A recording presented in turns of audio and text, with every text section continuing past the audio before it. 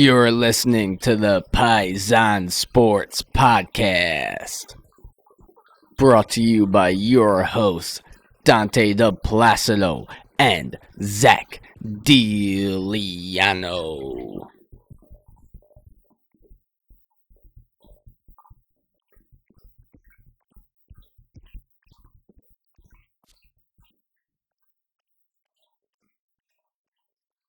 All right, and welcome back to the Paisan Sports podcast. Dante De Placido here, joined as always by Zach DiLiano. Yes, sir. How you doing, Zach? I'm wonderful, brother. How are you? Doing pretty good. Eagles 11-1, big win over the Titans. We'll get to that in a second. But Zach, what's the deal with Ovaltine? The jar's round, the mug's round. They should call it round teen. You got me lost there, brother. Yeah, I really have nothing to complain about. So there's no actual what's the deal segment today. So I basically brought out an old bit from Seinfeld in replace of the what's the deal segment. Is that word for word from Seinfeld? Yes, it is. Yeah, when he took Kenny Bania under his wing, because Kenny Bania would make too many jokes about Ovaltine, so he tried to at least help him come up with some better Ovaltine material. All right, I got to get back on that. I'm going to say something crazy. I know it's going to get you stirred up. Am I at fault for confusing Seinfeld and Friends from time to time? Yes. But Two from very different I know shows. they're very different, but they're from the same era. They're from the same era, but they couldn't be more different. I know, but they're the two most popular, like pretty much sitcoms from their era. Yeah. So that's why I do confuse them. It's not about the actual like substance or the product or like what they're actually talking about. They still shouldn't be confused at all. All right, I didn't even have to be personal and like reveal that. But similarity is they both take place in New York, but so does like every TV. That's what I'm saying. Like movie. when I see a cutscene of them outside, like at New York, I know like the difference of like characters like in each one. But when I see, it's a very cutscenes of different it, like, style of comedy, a very different show structure. I wouldn't say Friends could be- style of comedy, what the subject of comedy is, but I wouldn't say the style or the genre of comedy is really that different. No, it is. Well, you don't watch. What, you're going Seinfeld. into like a branch of like situational comedy? Seinfeld. They both fall under situational comedy. You agree with that, right? Well, yeah, but Seinfeld is more like. Well, that's what I'm saying. There's a bunch of different ways that you can take it. You know what I mean? It just depends on like the story. All right, of we're getting very off topic. Yeah, we are. But I didn't have to reveal that. But. See, this is the problem with you. I bring up one subject for like a half a second, and then you want to go off on a 20-minute tangent. Mr. Russell Wilson. We'll get to that later. But hey, the Eagles, 11-1, absolutely beat down the Titans, held Derrick Henry to just 31 rushing yards, a tremendous performance. Tremendous. And that's why, I mean, last week when we talked about it, we did a quick overview of the matchup for Week 13, and we just talked about how the Eagles could win in so many different ways, and the Titans had to play their style of ball, which they did not play on Sunday, and you saw what the result was. Well, that's the thing, too, is once the Eagles got out to a big lead, then the Titans could no longer rely on their biggest strength on offense. But they never even were able to establish the run game to begin with. They never really got it going to begin with, but then once the Eagles jumped out to a big lead, then there was no chance of it ever working in the game, and they had to throw it a ton, which they're not great at, and then the Eagles were really able to just run away with it. I'll give credit where credit is due, though. Treylon Burks, that was a fantastic, wonderful catch. I mean, you say what you want to say about it. That was a fantastic catch, and not too many people are holding on to that, especially as a rookie with all the narratives and everything being behind, oh, you can't replace A.J. Brown, this, that, the other, and for the time that he was in the game because he got knocked out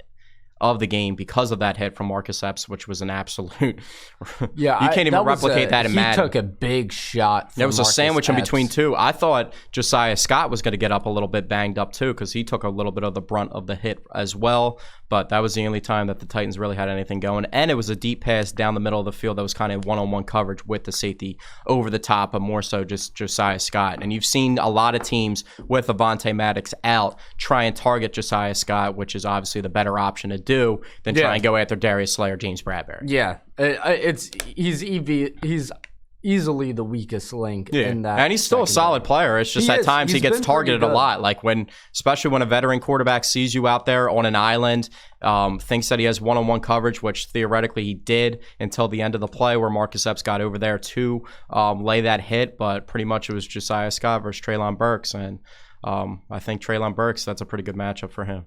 Yeah, it was a phenomenal catch. And speaking of newer guys in the secondary, one player I really want to talk about, who we talked a little bit about last week, but he really impressed me this week, and that is Reed Blankenship. Yeah. I thought he played a very good game. It seemed like anytime you saw him on the field, he was making some big tackle. You didn't really see him get burnt in the secondary, but against the run, he was very good. And out of curiosity this morning, I checked his PFF grade so far this season from the 2 games so far, and it was at about an 86. That's very high because PFF is definitely not the most – during the holiday season, I wouldn't say they're the most giving out to very good grades. You know what I mean? Yeah. And anything, I mean, they consider a lot of players, like you'll see like a top-level player grading out at like 75, 77, 79-ish. So to see Reed grade out at that, especially versus a team, like this was a game for Reed to show what he's about. Even though the Titans did throw the ball a lot and weren't able to establish the run, he's pretty much an extension of a linebacker out there the way that he plays. So he just plays a little bit deeper back. That's why I was saying last week on the podcast, I don't want to see him in too many free safety positions where he's kind of just out there on an island trying to cover a bunch of space. But for the role that he's been playing pretty well.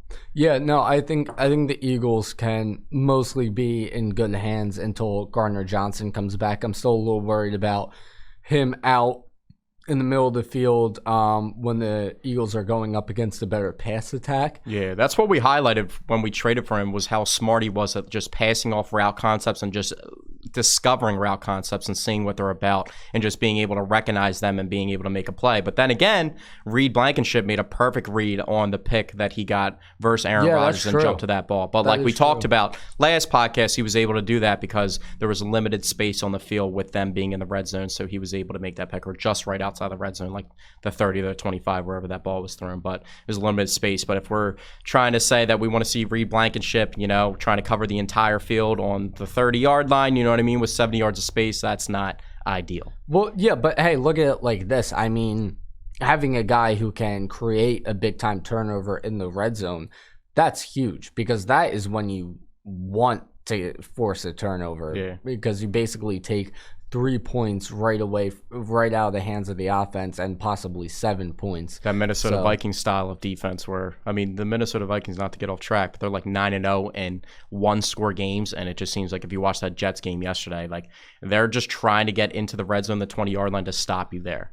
And that's really, just how they play defense. And I don't personally like that, and that's what we saw from the Eagles in 2021, where they had that lax defense. That, especially the opening game against the Falcons. Yeah. I remember that was like the game plan on defense, was just, let them take the underneath stuff. We're not going to let them beat us deep. And then once we get down to the red zone, we'll tighten up and we'll stop them. And that was basically the game plan at first for Jonathan Gannon. Not really anymore, but he has a lot more resources to use at the pass rush position now, especially interior wise too, especially with the huge get back that the Eagles just got, and getting Jordan Davis back too was huge for this game. I'll tell you what, I think that was the best game we've seen from the pass rush this season. Your boy Fletch was going in too. Fletch, yeah, so he made a really nice play. He was getting consistent interior pressure on passing downs as well, which was encouraging to see. And then he on that play when it was Tannehill who broke out the pocket and tried to run for positive yardage. Fletch was just able former to chase wide receiver him at Texas A&M too. We're not talking about, I know he's up there in age, but we're not talking about somebody that's too shabby athletic wise, and Fletch tracked him down. And I think this was the best game from the pass rush, even though they had more sacks against Washington in that first matchup, because like I mentioned on the podcast before, I think a lot of those sacks were more of a product of Wentz holding on to the ball for far too long. But this time that really wasn't the case. They were just really getting after it.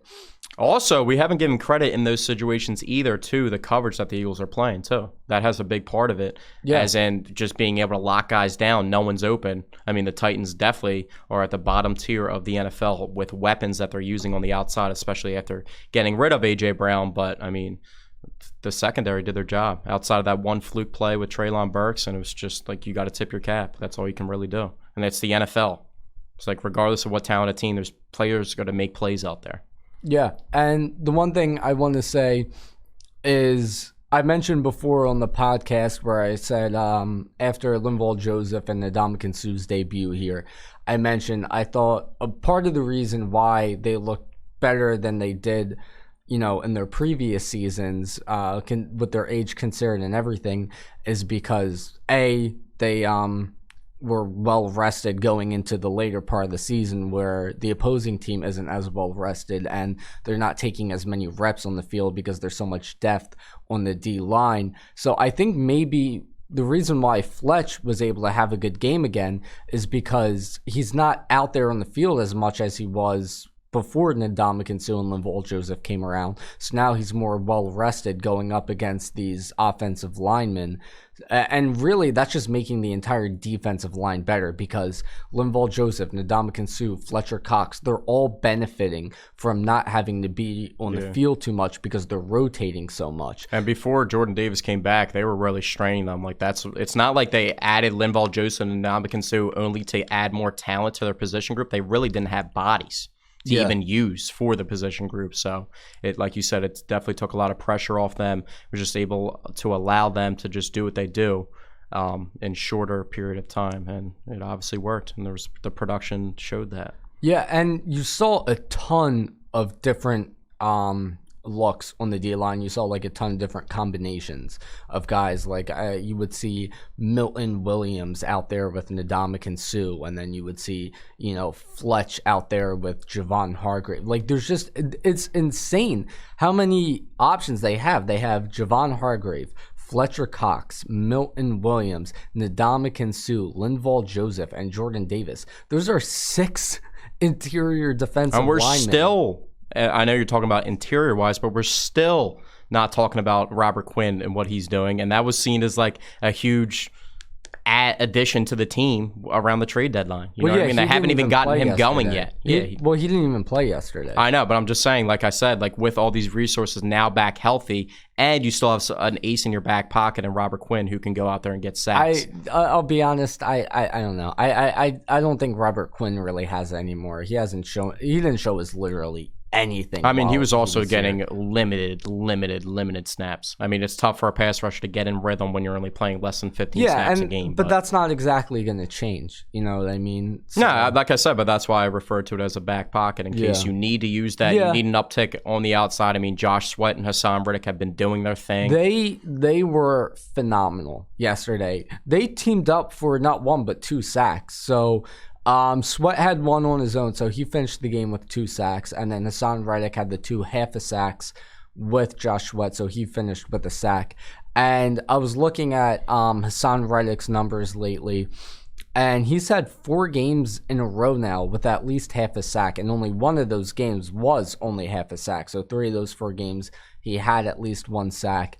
And he's now at 9 sacks, I believe, on the season. It might be 9.5, but he's staring at his 3rd straight double-digit sack season. I mean, he's absolutely the real deal. And he has a chance to break his single-season record this year with, I believe, 5 games to go. He's got 9, so he would need 5. I think his current record's 13. So if he got 5 more sacks in the 5 remaining games, which is a possibility, I wouldn't exactly bet on it, but it's a possibility he could reach 14 sacks for the first time in his career. And then on the other end of the D line, you have Josh Sweat, who's now he's now at 6.5. So he's having the best season of his career so far. He's been really good. So I mean, this whole defensive line between all the interior linemen we have between the pass rushers. I didn't even mention Brandon Graham, who he's been playing very well lately. So it seems like Fletch and Graham go hand in hand when they both go off. Like when they're both having a good game, they like feed off each other's energies. Yeah. And as the captains of the team, that's how it should be. But it always seems like it's like a dual package. It's like a duo. You know what I mean? Yeah. Well, I mean, because I think maybe it's the chemistry. Maybe they feed off each other. I mean, they've been here together as teammates for a very long time. I think. When was Fletch drafted? 2012? Yeah, 2012. Yeah, and they Brandon moved up Graham, from 15 to 12. Yeah, and Brandon Graham was here this season. Brandon Graham's been here for so long. Since 2011. It's so crazy, too. If you would even told me like right before the Super Bowl year, like 2016-ish, like if he was still on the roster in 2022, I'd tell you you're crazy. I'm still waiting on this dude to develop. And he's developed. He's never been like one of the top pass rushers in the league, but what he offers and what he brings to the table mentally as well as a leader is just the perfect package and the perfect pairing for Philadelphia. It's crazy that he's been here so long that he used to be Trent Cole's backup. Yeah. Like it's been that long. When you think about it, like it's that feels like ages ago. Yeah, Trent Cole. Man. And that's the thing too. I was talking to my brother about this while I was watching the game, like with his old age, with him going out last season. Taking a shot at your brother right there? No, it's talking about Brandon Graham's old age. Oh, okay. Oh, so you're taking a shot at Brandon Graham. I'm not taking a shot at anybody. You know what? My brother is old, though. Oh. So, all right. It's a 40-year-old going through a midlife crisis. And you know what? He says he listens to the podcast, but now I'll really know if he listens to the podcast after I just called him a 40-year-old going through a midlife crisis. So if I don't hear anything about that, you're like, yo, what's up with that? You're throwing shots in here just so that they're heard? Yeah, just so I know he's listening. It's an interesting tactic. But yeah, no. So I was saying, with Brandon Graham's old age and with him going out with that injury last season, I didn't think we'd see him back here again. And not only is he still here, but he's having a very good season. He's still making a big impact. And it seems like, not exactly yesterday because we didn't need it, but it seems like he's always making like a crucial sack towards the end of the game. We didn't need a crucial sack towards the end of the game. Saves his best for last. And if you look at the playoff game from last year, we were without Josh Sweat with the illness that he was dealing with versus the Bucs. Didn't have Brandon Graham, Derek Barnett. The style of play that the Eagles were playing last year just didn't match up for what they had on defense and being able to play that lax defense and just allow teams to just get yards and then just tighten up around the red zone because we didn't really have the resources. Now, with this upgraded team with the additions at linebacker, with the additions across the defensive line, and the addition at corner with James Bradbury, if they wanted to go back to that style, I think they would succeed in doing that as well. I don't want to see them go back to it. But I don't ever want to see that again. But they're not even being that much more aggressive this year. Even more so, that just me hitting off that. It's just they're getting more front seven pass rush, and that's pretty much what it is. I would like to see more blitzes from them though, but you don't want to you don't want to run a blitz and then have Josiah Scott on an island by himself because I guess maybe when Maddox they don't really that's what I'm saying, they don't really have right now with CJ Gardner-Johnson out and Devontae Maddox out. Running blitzes would just be 1v1ing up your secondary with Marcus Epps and Reed Blankenship and Josiah Scott, which is not what you want to do right now. Yeah, but I don't know. They could still blitz a little more. It's like we could see a little bit more, maybe off the edge a little bit. I would like to see Nakobe Dean maybe get a couple blitzes. He did play on defense with Kaiser White getting injured. So that's the other guy I want to talk about because that was another guy yesterday that really impressed me. Led the team in tackles. He came in the third quarter, ended up leading us in tackles, and I remember. So if you remember correctly, when I think it was last week on the podcast, I mentioned. Even Patrick Johnson got a couple snaps and still nothing for Nakobe Dean. So when I saw Kaiser White go down with the injury, I was like, please put Nakobe Dean in and not Patrick Johnson, which would not have surprised me. But they put Nakobe Dean in, and he played tremendously. He sniffed that one run out. I think it was versus the backups, though, but he sniffed the one run out right in the A-gap and just completely TFL'd it. Well, he didn't just play well against the backups. He was being held on one play, and tackled Derrick Henry with one arm. Yeah, that was impressive. And dude, I was so shocked when I saw that replay too, and he completely, the second his arm reaches out, he stops all Derrick Henry's forward momentum. I was like, yo, like, am I not seeing something that's supposed to be here? Like, it was immediate, like, a traditional Derrick Henry's running through that arm tackle and he's through the gap and then he kicks the speed on and then it's have fun from there. You know what I mean? And he just stalwarted him right in the hole. And I was just like, wow. Yeah. That's impressive. And now, in all fairness, though, I think Derrick Henry didn't exactly look himself. I think I remember Josiah Scott making a big tackle on Derrick Henry. Well, that's like, I have always said this about Derrick Henry. When he gets going, when he sees you 1v1, yeah, he's going to throw you out the club stiff arm style, but he's not the hardest runner in between the tackles. He's really not that hard of a runner. Usually the Titans get better blocking, which obviously the Eagles' defensive front did a really good job of mitigating the holes that Derrick Henry could run through, and Tennessee really didn't completely commit to the run because they got down by so much so early that they couldn't do that, and that just wasn't going to be a way for them to win the game. And that's like we talked about last week. If Tennessee couldn't play their game and you stopped them early, then they weren't going to be able to get anything going, and it was just going to be a tough day, and that's exactly what happened. Also, I don't know if there was false belief where they made that touchdown pass to Treylon Burks, and they kind of felt confident with their pass game a little bit and wanted to venture out more so on that side. But, I mean, without the run game, this Tennessee Titans is a completely different team than what you see when they're at their best. Yeah, and to continue to speak on Nakobe Dean a bit, he like really made his presence felt. The snaps that he played, he was all over the field. He was all over the ball. And I really hope that, you know, if Kaiser White's good to go next week, I really hope they still give Nakobe Dean snaps. Yeah. Because I think he absolutely proved that he's ready to go. And I think he has the potential. I don't want to get too hyped over just a quarter and a half from him, but it looks like he might have the potential to make that sort of big impact on defense that elevates you from a great defense to an elite defense, especially against the run, because even though we did very well against Derrick Henry yesterday, you've seen the run defense struggle at times this season, and I feel like he could make a huge impact on the run defense. So I really hope they continue to play him. Yeah, I agree. I just think the thing about that situation is Nakobe Dean, for him to take that step and be that player that we see him as, that fell to the third round, that everybody was so hype about. I think he would have to be in TJ Edwards' role. I think that's the only issue.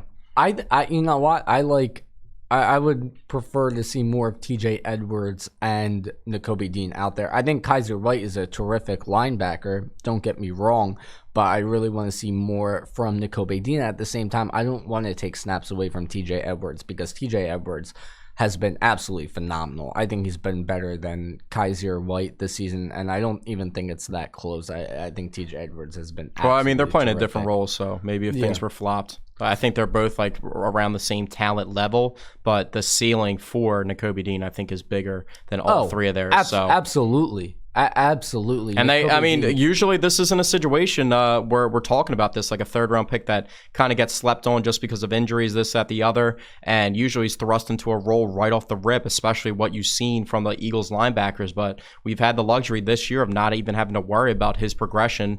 And I mean, it kind of sucks that we don't get to see him play more, but we've been getting such quality linebacker play from the other linebackers that it hasn't become an issue. And it's so funny how you go from last season, and even the season before that especially, where the linebacker group was just terrible. Alex Singleton was making I think Alex Singleton was on the Denver Broncos promo versus the Ravens.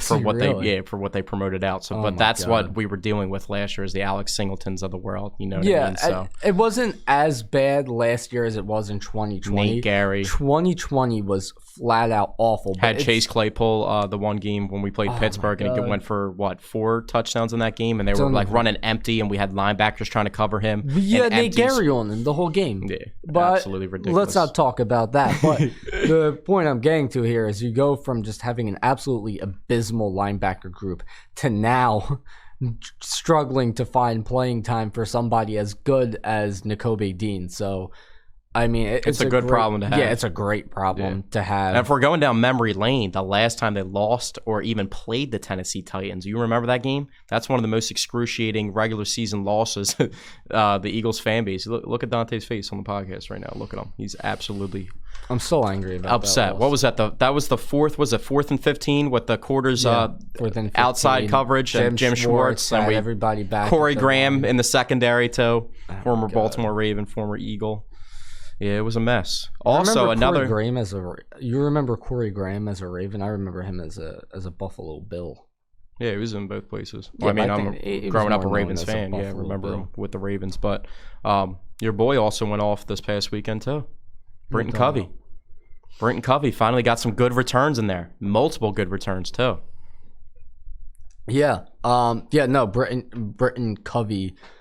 He looked very good. I was tweeting about him the entire game, saying... I know, on the Paisan thing, all you were tweeting about, I was waiting for the next Brenton Covey update because I'm like, yo, he's actually active on Twitter right now, but he's only specifically talking about Brenton Covey. Like, he's got like a Batman Brenton Covey logo, like, waiting on standby just for when he makes a play. But no, they were some impressive runs, and it wasn't just like, oh, he's got a gap here. Like, he's actually making people miss. He was making the right decisions on the return as well.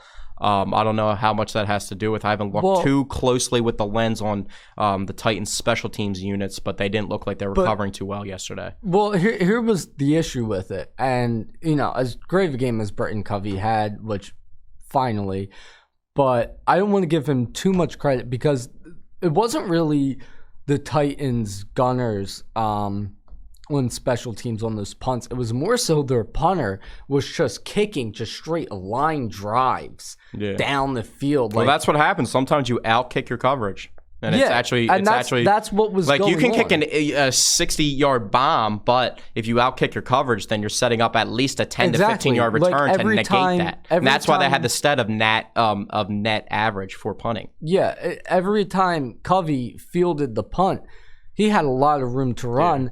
Yeah. And you said he did make people miss, but I think, once you are able to get a good head of steam going and you're able to meet somebody in open field, it's definitely a lot easier than if you're feeling the punt and everybody's in your face and you kind of got to get moving and immediately. Well, I mean, at the end of the day, what's the expectations? Every punt return, do you expect to take it to the crib? I think the reason why Eagles fans feel like that is because we had the luxury of having Deshaun Jackson back there before. I don't need him to return a punt for a touchdown. And what do you mean?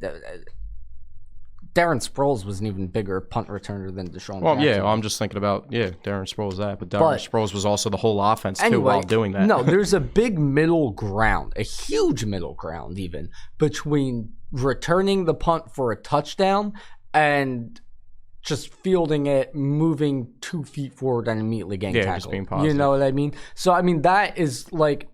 Even if we see half of what he did yesterday every week, I'm happy with that. But up until yesterday, we hadn't even seen close to him performing half as well as he performed yesterday. So, but it was good to see. I think, and that the Eagles special teams finally had a good game yesterday, but I think a lot of it was how bad the Titans special teams was performing. Yeah, I agree. So we just talked about the Eagles, Titans. Obviously, the Eagles moved to 11-1. Trailing them right now is the Minnesota Vikings, who pulled one out yesterday versus the New York Jets, who are now, like we talked about earlier, 9-0 in close score games. The games that they haven't been close scores, they've gotten blown out of the waters. So if we're looking at the rest of the NFC and how they line up versus the Philadelphia Eagles, who do you think is the biggest threat to the Philadelphia Eagles? Because I feel like a lot of people would say the San Francisco 49ers before yesterday, the first quarter with Jimmy G now breaking his foot and being out for the season. Now they have to turn to Brock Purdy, who is Mr. Irrelevant, who has some talent, but I just don't think the ship can sail all the way for what the expectations for the 49ers were. Their defense is really good.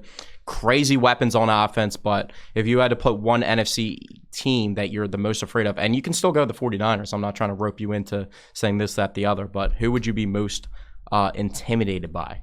Well, to answer your question, I will say that in terms of being worried about a team catching up to us record-wise and stealing that first round bye from us, definitely the Vikings. Yeah. Well, I'm not even really talking about that sense. I'm talking about more so an actual head-to-head matchup. Because I don't really think, because the Vikings had to not only get to our level, as in getting to the same record as us, but also surpass us when they get there because we have the tiebreaker. But that's the thing, is their schedule isn't that difficult the rest of the way. They're still only one game behind us. And we no longer have the luxury again of beating them to move further ahead of them God, sometimes my brain, I can't think of the word I'm trying to use, but with the Cowboys, we also have to worry about them behind us in the division and in the NFC standings, but we do have the luxury of playing them again on Christmas Eve, so we have the chance to beat them and get further ahead of them. We don't really have that luxury with the Vikings, so it kind of just feels like they are right on our back. But the thing about the Cowboys is, how much do we know about the Cowboys? Obviously, the Eagles fans, the Eagles themselves pretty much follow the Cowboys as closely as the Cowboys fans and the Cowboys follow themselves, and vice versa. But this is an entirely different team just based off of one player that we saw earlier in the season in Week 6 at the Link, with Dak Prescott now being at quarterback. Here's the thing. Dak, he's come back and he's playing well. He's causing a lot of turnovers. He's playing well, but I don't think he's playing that much better than how Cooper Rush was playing. Yeah, but the thing about it is, I think the bigger difference is Tony Pollard getting more action. That's exactly what I was about to say. Yeah, he has been their whole offense lately. I think that's been the bigger difference than because before they would give Tony Pollard like maybe 5 carries a game, if that, to spell Zeke, who's getting 20 carries a game, and then they would rely on their pass game, and their pass game is still really good. Dalton Schultz is a very good tight end. Like, they've got pieces over there. Potentially Odell Beckham Jr., even though there's rumors that he wants to go back to New York and play in a big market. But I think the biggest difference is what I was about to cut you off with was the run game and how they're able to run the ball too. And it's Tony Pollard's pretty much replacing what Dak used to do with his legs. Even though Dak is still capable of doing that with his legs, you used to just see a lot more designed runs for Dak, even though they didn't do it that often. But if he needed to get a yard, like I think in the Seattle playoff game a couple years back, there was like 3rd and 14, and he gets down to the 1 yard line on a fantastic read option scramble. Not even a scramble, it was a set run, but could have went either way. But he held the ball on 3rd down and got it down to there. So he's capable of making those runs, but now he just doesn't have to. Yeah. And put himself in harm's way. Tony Pollard definitely worries me more than Dak Prescott does. Yeah. Tony Pollard as a whole. Yeah, Tony Pollard looks very difficult to stop right now. And he's on my fantasy team, so I kind of don't mind. I think you're giving him a little credit. I still think Zeke's the best running back in the backfield. No. I think guaranteed Zeke's Tony still Pollard. If you keep turning the ball to Zeke, he will produce for you. And he's always produced versus the Eagles. That's always been a fact. Yeah, so that's what I'm scared of. But what Tony Pollard is doing right now is on another level, in my opinion. He's very explosive, but they're just two different style of backs. That's why they complement each other. That's why they complement each other a lot. And they do complement each other, but I mean, if I had to choose one for my team, I would choose Tony Pollard. And he's. I think by me saying Zeke's the best running back in the backfield, I still don't think that's a bad answer. It's not a bad answer, but I would say Pollard right now is the better. No, I'm saying you saying that Tony Pollard, you would take Tony Pollard. I'll accept that. You know what I mean? I don't think that's a bad answer. I just think it's just pick your poison with either or, and they just offer two different things.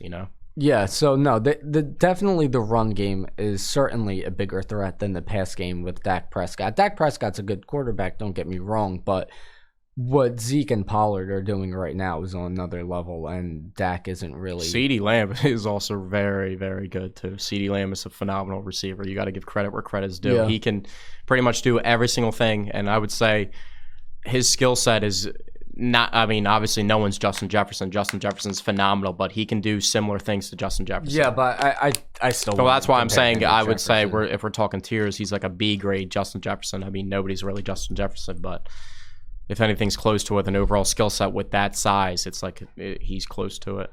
I will tell you this. By the way, you like that? I didn't say I will. You did it a couple times already, but I said I will tell you this. That's different. Anyway, I will tell you this.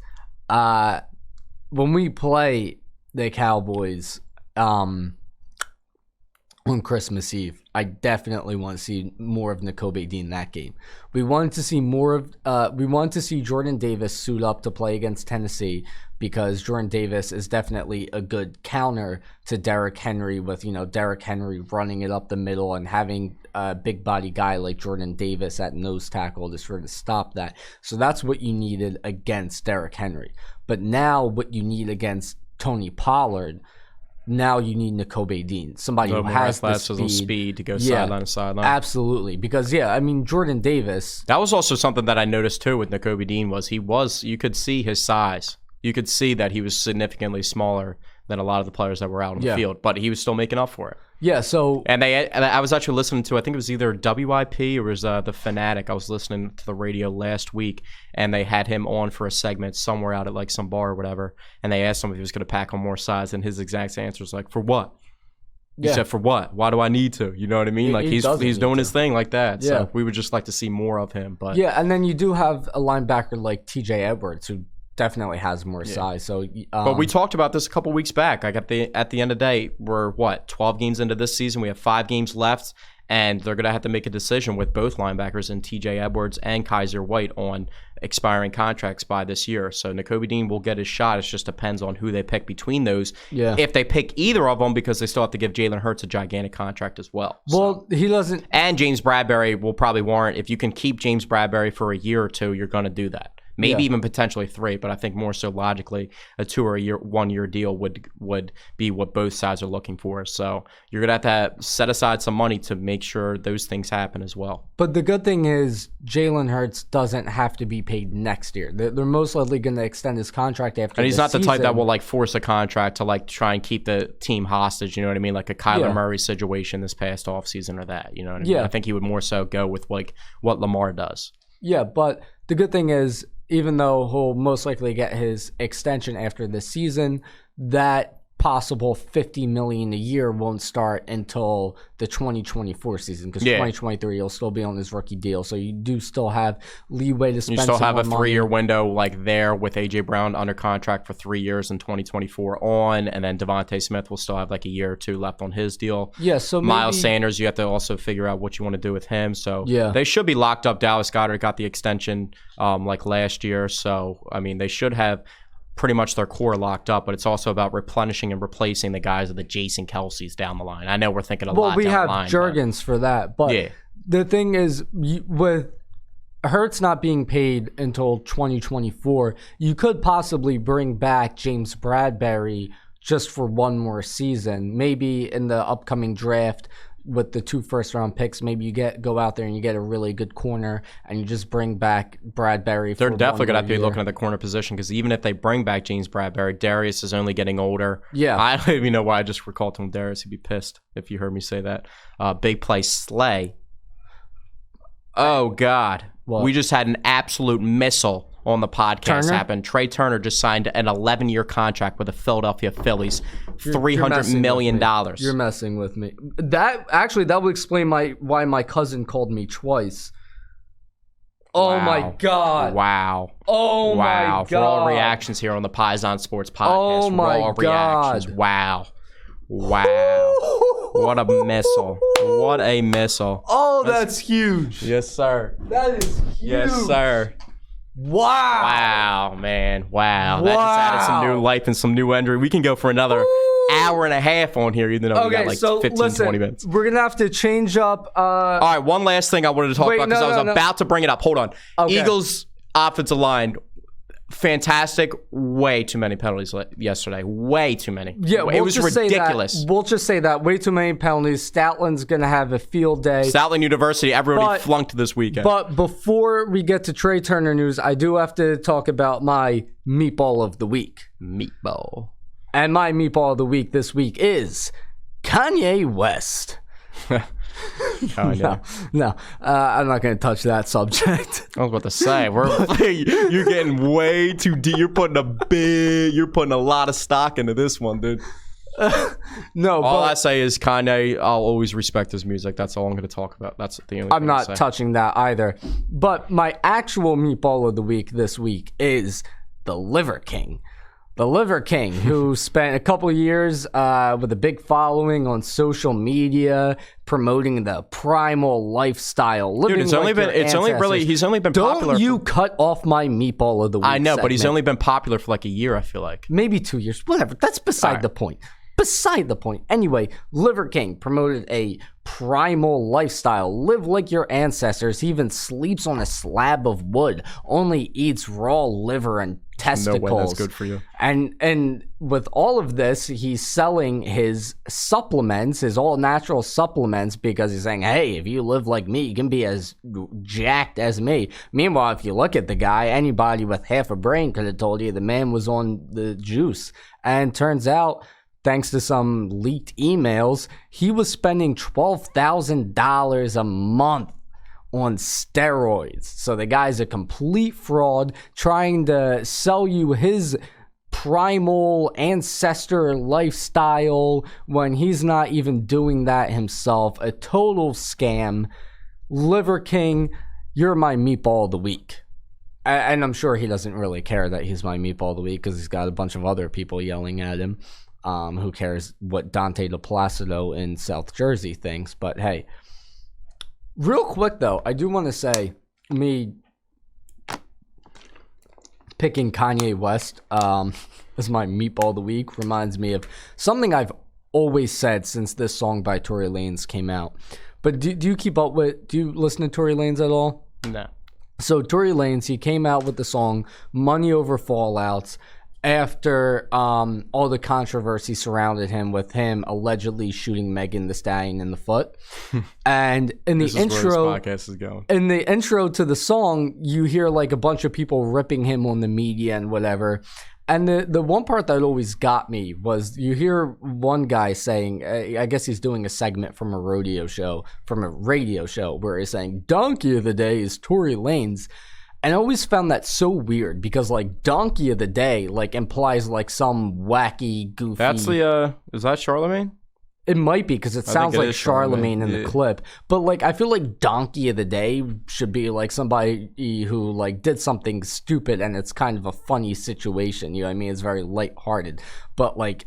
You're talking about a guy who supposedly shot somebody in the foot. Like, it's very serious, and you're like, oh, Donkey of the Day is I think Tory it's more so Lanez. like the media concept. He pulled out his gun and shot somebody. Whoa! You know, so I don't know. I've always been wanting to get that off my chest. But anyway, Trey Turner on the Phillies. Trey Turner. How much better do the Phillies get? The Phillies made it to the World Series, obviously, this year. Lost in 6 games. Had a lot of momentum after Game 3 at Citizens Bank Park, hitting 5 home runs.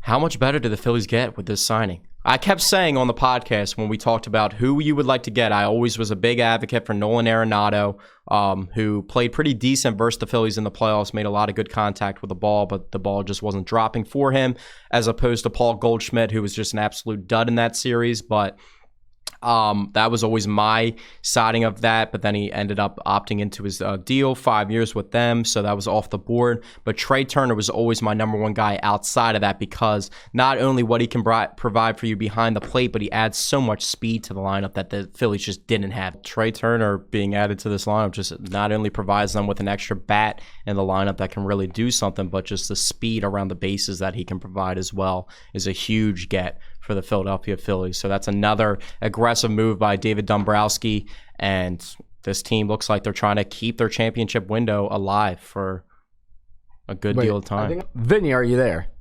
Yeah, I'm here. Okay, we have somebody live on the podcast right now. My cousin Vinny, who tried to call me twice. Yeah, I hear that all the time. Real original guy. Who tried to call me twice. I was like, what's he calling me about? It's got to be important, but we're doing the podcast right now. And then we checked our phones. We saw Trey Turner is a Philly. You were already doing the podcast? We are doing the podcast right now. We are live. We are what's live. going on, well, no, man? I know I'm live. I'm saying you're already recording the podcast when I was calling you? Yeah. We were in the middle of the podcast talking about the Eagles when you called me twice. But now we're talking Trey Turner. Vinny, give us your thoughts. I don't know where you put him. Where do you put him in the batting order?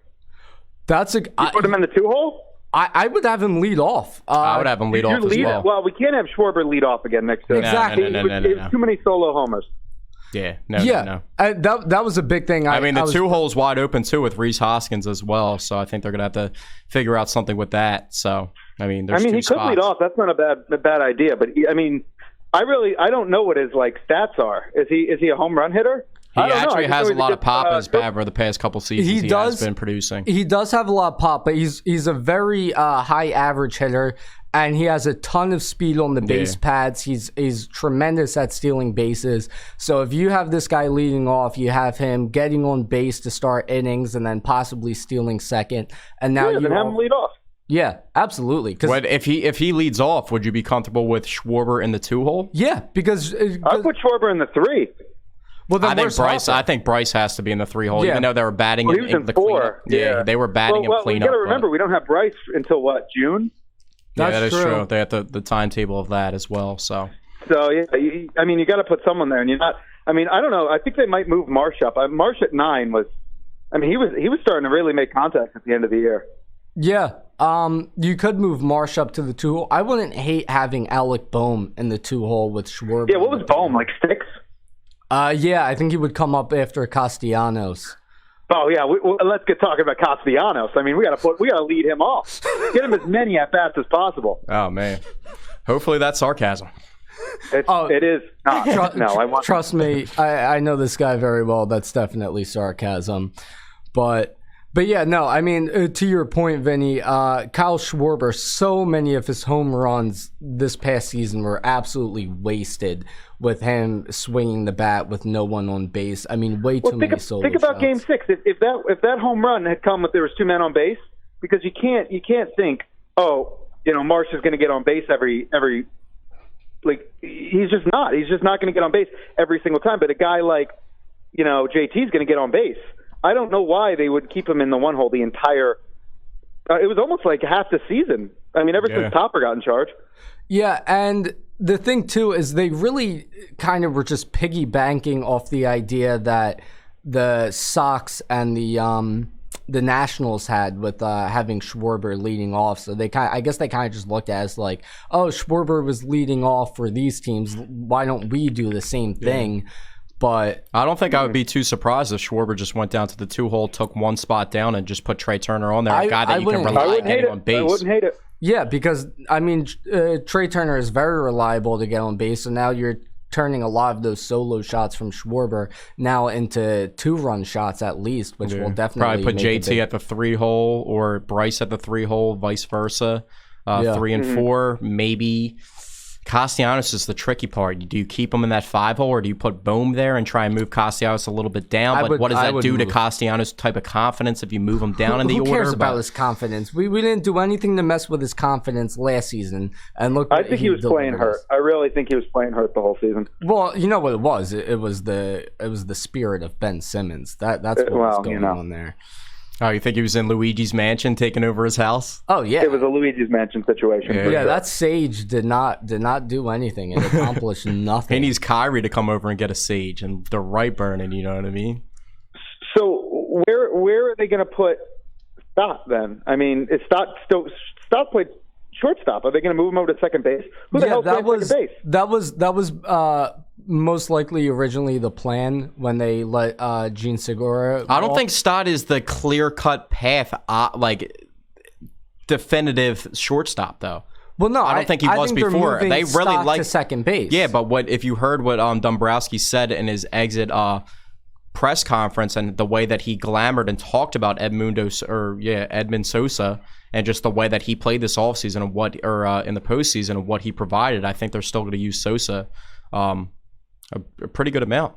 Well, yeah, I mean, either way, Trey Turner should be at shortstop. Yeah, 100%. The whole season. I would have messed that up now. Yeah. Whether you put Sosa or Stott at second base, I guess that's kind of up in the air because I really liked what I saw. Stott needs to work on his double play turning then if he wants to stay at second base because the one World Series play was a little bit brutal. Yeah, but well, do you think they'll move? So Castellanos will go back to DH when Bryce is fully healthy and can play right field again, right? Or would they move Schwarber to DH? And I think Schwarber. I mean, Castellanos had a good outing in right field during the postseason. Exactly. Well, I heard that once Harper comes back, he's still going to DH for a while. Yeah, of course. But yeah, no, I definitely do think I like. But that is an underrated element. If people kind of do sleep on Bryce Harper, he is really good in the field. He has a fantastic arm. He's not the greatest, most athletic guy back there, like trying to make diving grabs, this, that, the other, like Castellanos did. And I'm not saying he's wildly athletic either, but his arm is very good in the outfield. His arm is definitely a strength. Something that you want to have out there. Well, we'll see if it comes back after the surgery. Yeah, that is true. That is true. So, I mean, I wouldn't hate having to keep Harper as the DH forever. I mean, that wouldn't be the end of my... I think everything that holds this up right now is kind of what they do with Hoskins, because you have all these interchanging pieces in the infield now. What do you do with Hoskins? Because then if you do something with Hoskins, you get rid of him or you move him to the DH. That opens up a spot for Bohm to take over at first base. He's not a good enough hitter to go to DH, though. I mean, he was good in the postseason, but outside of that, I mean... But that's the thing is, it's not like he's offering you anything with his defense. It's not like in an earlier episode, me and Zach, we were talking about Joey Gallo and how awful his hitting was. But, he was still out there in the field because he offers you a lot with his arm, whereas Hoskins is a liability at first base. So if you feel he's not good enough to be a DH because his hitting isn't good enough, then take that and his awful defense, and that should tell you he's not good enough to be a starter on this team. Well, maybe you could put him to third. I mean, third is probably the least used bag. But swap Bohm. I mean, Bohm's been getting better, and he's not great, but he's better than Hoskins was. Hoskins blew that game 6. Well, actually, here's a proposal. Now consider this.